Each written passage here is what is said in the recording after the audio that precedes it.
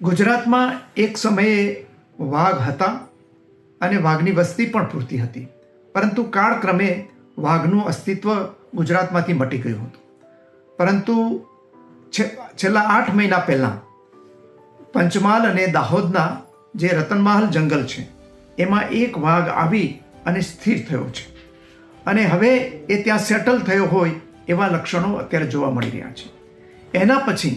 ભારતની national tiger conservation authority છે,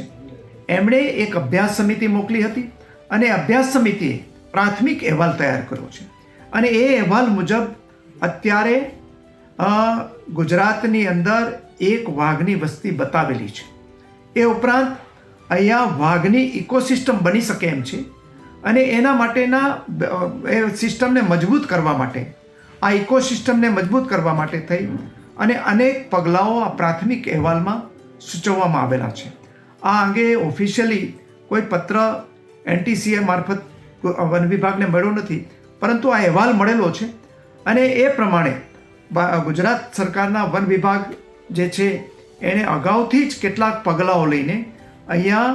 જે ઇકોસિસ્ટમ ડેવલપ થાય એ માટે પ્રયત્ન કરી રહી છે અને આગામી દિવસોમાં પણ